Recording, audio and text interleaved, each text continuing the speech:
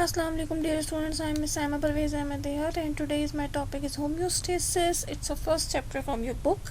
So inshallah we will continue it, but before starting the chapter I am going to explain the exact meaning of term homeostasis.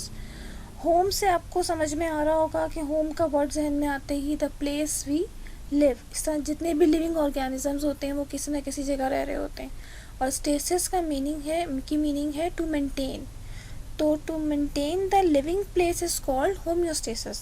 अब जब living place की मैं घर से example देती हूँ कि घर को जहाँ जो भी जानदार रहता है, हम अपनी बात कर लें, हम अपने घर में रहते हैं तो घर को मेंटेन करते हैं, डेकोरेट हर चीज़ का ख्याल रखते हैं। इस तरह लिविंग ऑर्गेनिजम्स के इंटरनल एनवायरनमेंट के मेंटेनेंस को हम क्या कह रहे हैं, होम्योस्टेसिस।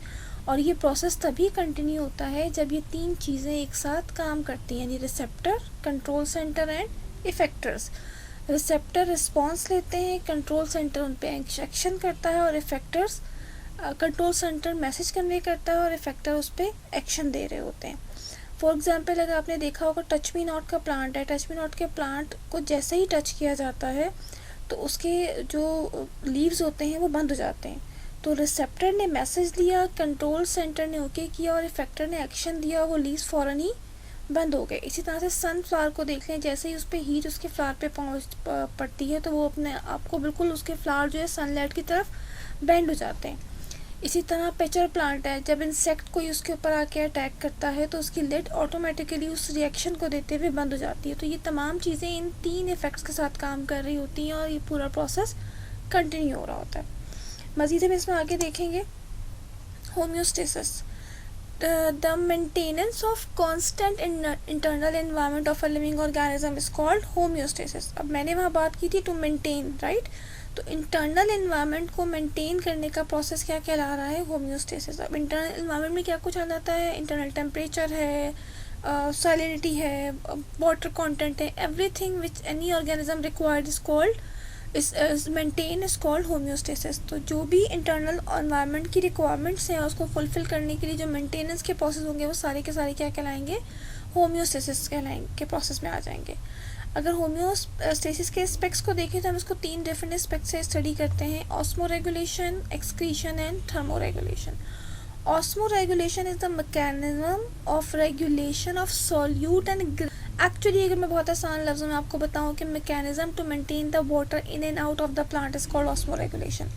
ये ईजीएस्ट वर्डिंग है, लेकिन आप एग्जैक्ट डेफिनेशन जब आप लिखोगे तो आपको पूरा बताना पड़ेगा ना। Mechanism of regulation of solute and gain और loss of water between the organism and its environment, यानी कि दो ऑर्गेनिजम्स के दरमियान और उनके एनवायरनमेंट के दरमियान जो gain and loss of water आ रहा है वो सब किस में आ जाता है, ऑस्मोरेगुलेशन। नेक्स्ट है आपके पास excretion, the removal of harmful waste from an organism is called excretion. And thermoregulation, the maintenance of internal body temperature. Therm निकला है हीट से, excretion to excrete something from the body, osmoregulation to maintain the temperature. तो ये तीन aspects हैं जो हम homeostasis में स्टडी करेंगे। I am again repeating, homeostasis is the constant internal environment of a living organism. या भी ऑर्गेनिज्म का अपने इंटरनल एनवायरनमेंट को मेंटेन करने के लिए जो प्रोसेस होगा वो क्या कहलाएगा, होम्योस्टेसिस कहलाएगा।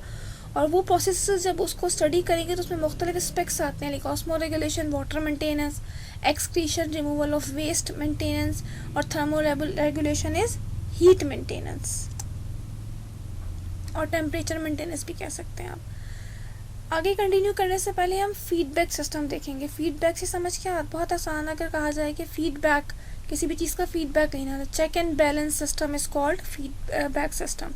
चेक एंड बैलेंस सिस्टम किसी भी ऑर्गेनिज्म में दो तरह के हो सकते हैं, पॉजिटिव भी और नेगेटिव भी। अगर कोई भी चीज़ प्रोसेस से चल रही है तो वो पॉजिटिव होगी और अगर ऑपोजिट कोई डायरेक्शन आ जाती है तो नेगेटिव होती है। फॉर एग्जांपल कोई मशीन है, अगर वो अपने तमाम स्टेप्स को फॉलो करते हुए एक प्रोडक्ट प्रोड्यूस कर रही है तो वो पॉजिटिव फीडबैक सिस्टम होगा कि प्रोडक्ट आ रही है।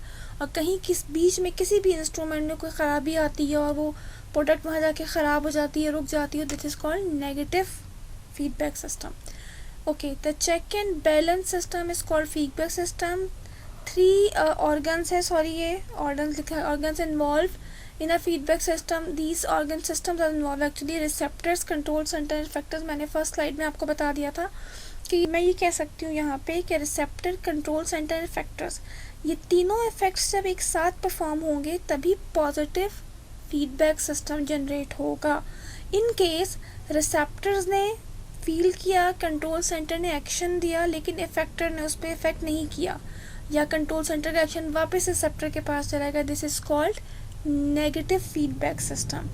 मैं इसकी आसान एग्जांपल ह्यूमन बीइंग से दूं कि अगर मेरे हाथ में सुई चुभती है तो मैं उसको जनरली फौरी तौर पे हाथ खींचूंगी। एक नेचुरल मैकेनिज्म है कि टच जो सेल्स थे फिंगर के, उन्होंने वो रिसेप्टर्स थे, उन्होंने कंट्रोल सेंटर ने ब्रेन को मैसेज दिया, ब्रेन ने इफेक्टर को मैसेज दिया, हार्मोन्स एक्टिव हुआ, मैंने हाथ एकदम से पीछे खींच लिया। ये मेरा पॉजिटिव फीडबैक सिस्टम था। नेगेटिव क्या होगा, अगर मैं हाथ वहीं का वहीं रखूं और ठीक है जितना खून निकलता है निकल जाए, चुभती है, this is called negative feedback system. लेकिन ये मेरे किसी इंटरनल इमोशंस की वजह से हो सकता है, मैं सिर्फ एग्जाम्पल के लिए आपको बता रही हूँ। होता है मैं बहुत दुखी हूँ उस वक्त या कोई टेंशन में बैठी हुई हूँ, होता है ना, हम जज्बाती होते हैं तो इस तरह की हरकतें कर रहे होते हैं। So this is just for an example. Positive feedback system जब इन तीनों स्टेजेस से गुजर के कुछ सिस्टम रिस्पॉन्स कर रहा होगा वो कहलाएगा पॉजिटिव, और जब किसी भी एक कंडीशन से हट जाएगा वो क्या कहलाएगा, नेगेटिव फीडबैक सिस्टम कहलाएगा। वन बाय वन अब हम इन तमाम सिस्टम्स को स्टडी करेंगे। हमने कहा था कि होम्योस्टेसिस के 3 एस्पेक्ट्स थे, osmoregulation, excretion and thermoregulation. हम first of all we will discuss about the osmoregulation in plant, यानी कि movement of water in and out of the body और solute maintenance of the body of an organism is called osmoregulation. On the basis of this condition, the water is important factor we have mentioned here in the plant, which is used in different metabolic process. On the basis of availability of water, plants are classified into 4 groups: hydrophytes, halophytes, mesophytes and xerophytes. Hydro निकला है water से, तो it's mean they are water living plant. Halophytes are, halo mean salt, it's mean they are salt living plant, salt marshes में होते हैं ये. Mesophytes, meso in middle, they are normally flowering plant. Almost 90% plants are present around your environment are mesophytes. And xerophytes, zero means dry, तो these are the dry environment living plant, यानी कि dry environment में रहते हैं. Hydrophytes को हम कह रहे हैं वाटर लिविंग प्लांट, जिसमें लोटस आ जाता है, कमल का फूल, ये मैं डायग्राम भी शो कर रही हूँ यहाँ पे आपको. हाइड्रोफाइट्स वाटर लिविंग प्लांट्स होते हैं, ये अपने तमाम जितने भी न्यूट्रिएंट्स है वाटर से हासिल कर रहे होते हैं. तो ये इनमें ट्रांसपिरेशन के लिए जो है, ट्रांसपिरेशन नॉर्मली इनके लीव्स की अपर सरफेस से होता है. अपर सरफेस से क्यों? क्योंकि ऑलरेडी नीचे वाटर मौजूद है, तो इनको एक्सेस अमाउंट ऑफ रिलीज जब वाटर या एनी सॉल्यूट रिलीज़ करना होता है, तो इनकी जो लीव्स की अपर सरफेस होती है उन पर स्टोमेटा होते हैं, जिनके ज़रिए ये वाटर रिलीज़ करते हैं, access amount of substance release कर रहे होते हैं. हेलोफाइट्स, हेलो और सॉल्ट प्रोड्यूसिंग, सॉल्ट मार्शियस में रहते हैं. अगर आप लोग सी साइड पे कभी जाने का इत्तेफाक हो, टर्टल बीच से साइड की तरफ, तो जितने भी जो समंदर के किनारे पे इस तरह के प्लांट्स आपको नज़र आ रहे होते हैं, बड़े बड़े बाज़ाहिर ट्रीज़ लग रहे होते हैं, लेकिन उनकी तमाम रूट्स सॉइल के अंदर होती हैं. These are the salt marshes oriented plant, और हम हेलोफाइट्स कहते हैं. नॉर्मली जो प्लांट हम एग्जाम्पल के तौर पर देते हैं यहाँ पे, mangroves. Mangroves are one of the rich plant, they are the protector of your environment in that senses कि जितने भी जो समंदर का एरिया होता है, जो पास जो समंदर के किनारे की मिट्टी होती है वो गीली और नमकीन और मार्शी होती है, वहाँ पे जो प्लांट ग्रो कर रहे होते हैं मैंग्रोव्स कहलाते हैं. ओके, मैंग्रोव्स क्या होते हैं? मैंग्रोव्स की रूट्स जो होती हैं वो उस मॉइस्ट सॉइल के अंदर बहुत डीपली पेनिट्रेट होती हैं. मैंग्रोव्स प्रोटेक्टर कैसे हैं, या हेलोफाइट्स की एग्जांपल मैं दे रही हूँ, प्रोटेक्टर कैसे हैं कि जब खुदा न खास्ता कोई समंदरी तूफ़ान आता है या कोई सुनामी वगैरह आता है, तो ये मैंग्रोव उसके ख़िलाफ़ एक प्रोटेक्टिव शील्ड होते हैं. यानी जब कोई भी समंदर की लहर तेज़ी से आके इनसे टकराती है, वेव टकराती हैं, तो ये उसकी स्पीड को स्लो करने का काम कर रहे होते हैं. These are the protective shield. मगर अफसोस की बात ये है कि हमारे यहाँ ये काट काट के अब यहाँ पर रेजिडेंशियल सिटीज़ एंड फ्लैट्स बना दिए गए हैं. But these are very rich and successful for the protection purpose.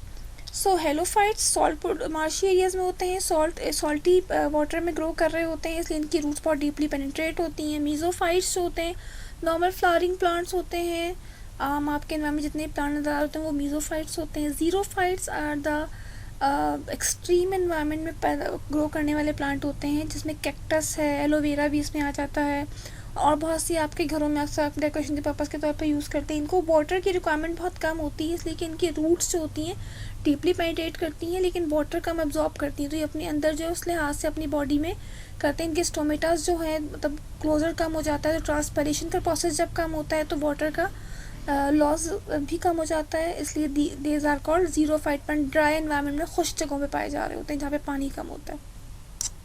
So on the basis of osmology जब स्टडी करते हैं तो on the basis of water content plants are divided into 4 groups: hydrophytes, halophytes, mesophytes and xerophytes. Excretion in plant, पहले हमने देखा osmoregulation plant, और next one is excretion in plant. Excretion is the process of removal of waste product from the body of an organism. अब plants की जब हम बात करते हैं, प्लांट में डिफरेंट तरह के वेस्ट प्रोडक्ट्स होते हैं, लाइक कार्बन डाइऑक्साइड, ऑक्सीजन, सर्टनाइन, और प्लांट्स उस वेस्ट प्रोडक्ट्स को डिफरेंट तरह से रिलीज भी करता है। वेस्ट प्रोडक्ट्स ऑफ प्लांट जो है नॉर्मली वो या एक्सक्रीटरी प्रोडक्ट्स ऑफ प्लांट जो है वो कौन कौन सी होती है? Resin, gum and latex. Okay, resin, gum and latex. Resin जो है, रेजिन और गम का थोड़ा सा हम कंफ्यूज हो जाते हैं अक्सर, ये दोनों हमें सेम लगते हैं। ये फर्स्ट स्लाइड में जो आपको शो हो रही है this is gum, and the last slide में जो आपको शो हो रही है दिस इज़ रेजिन। दोनों में डिफरेंस ये है कि रेजिन जो है वो इनसॉल्युबल इन वाटर होती है, जबकि गम इनसॉल्युबल इन वाटर होते हैं। इसके अलावा रेजिन जो है वो इस्तेमाल होते हैं वार्निशेस में, पॉलिशेस जो बनती हैं इसमें इस्तेमाल हो रही होती हैं, जबकि गम जो है स्टिकी पर्पस की जो चीज़ें बनाई जा रही होती हैं उसमें इस्तेमाल होते हैं। ये दोनों एक्सक्रीटरी प्रोडक्ट्स ऑफ प्लांट हैं जो कि नाइट्रोजन वेस्ट और डिफरेंट सब्सटेंस से मिलकर बन रही होती हैं। प्लांट अक्सर आप लोगों ने देखा होगा कि जो बड़े बड़े दरख्त होते हैं उनकी जो बार्क होती है, छाल जो होती है उस पर ही शो हो रही होती हैं। अच्छा, रेजिन, गम जो होती है वो डार्क कलर की होती है, जबकि रेजिन जो है थोड़ा लाइट कलर की और थोड़ा फ्लोइंग टाइप की होती है, बहती हुई नज़र आ रही होती हैं। थर्ड वन है latex. Latex is a milky liquid which is excrete from most of the plant क्लाइटो मौजूद। So latex is a milky liquid which is release from the plant. अच्छा, ये एक्सक्रीटरी प्रोडक्ट है but it's poisonous in that senses कि अगर आपके हाथ पे लग जाए या खुदा न खास्ता चेहरे पर लगने का इत्तेफाक हो जाए किसी भी वजह से, क्योंकि अक्सर लोग, हमें आदत है ना टच किए वगैरह में सुकून नहीं होता किसी भी चीज़ को, तो इन केस अगर ऐसा कुछ हो जाए तो ये थोड़ी सी ना इरिटेशन पैदा कर देता है, तो ये नुकसानदेह होता है। तो these are the different kinds of excretory products of plant like gum, latex and resin. Okay, excretion के लिए जब बात करते हैं प्लांट में तो मुख्तलिफ प्रोसेसेस भी हो रहे हैं। ट्रांसपायरेशन, ट्रांसपायरेशन क्या है? Removal of excess amount of water from the plant body is called transpiration. Transpiration हो किसके ज़रिए रहा है? स्टोमेटा के ज़रिए।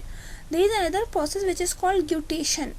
ग्यूटेशन कम प्लांट्स में होता है, उन प्लांट्स में होता है जिनके अंदर स्टोमेटा तो होते हैं लेकिन उनके जो लीव्स के टिप्स होते हैं, I am showing a diagram here, leaf के टिप्स जो होते हैं उन पे स्मॉल पोर्स पाए जाते हैं। दीज स्पोर्स आर कॉल्ड हाइड्रोथॉर्ड्स। तो जो एक्सेस अमाउंट ऑफ वाटर इन पोर्स के ज़रिए जो लीफ के टिप्स पे होते हैं उनसे होता है, वो प्रोसेस क्या कहलाता है? ग्यूटेशन। मैं डेफिनेशन अगर रिपीट करूँ, transpiration is removal of excess amount of water from a plant body through a stomata is called transpiration. Removal of excess amount of water from a plant body through a hydathoid is called guttation. Clear? Okay जी, thank you. अच्छा, यहाँ पे आप लोग थोड़ा सा confuse मत होइएगा क्योंकि मैंने आपको 3 चीज़ें स्टार्ट में बताई थी: osmoregulation, excretion and thermoregulation. Thermoregulation is a maintenance of a body temperature of a plant, जो कि अकॉर्डिंग टू प्लांट अब जहाँ जिस एनवायरनमेंट में सर्वाइव करते हैं उसी एनवायरनमेंट उस लिहाज से बॉडी टेम्परेचर को मेंटेन करते हैं। सो होप सो होम्योस्टेसिस का टॉपिक आपको समझ में आ गया होगा। If you have any question please ask me whenever you want. Thank you.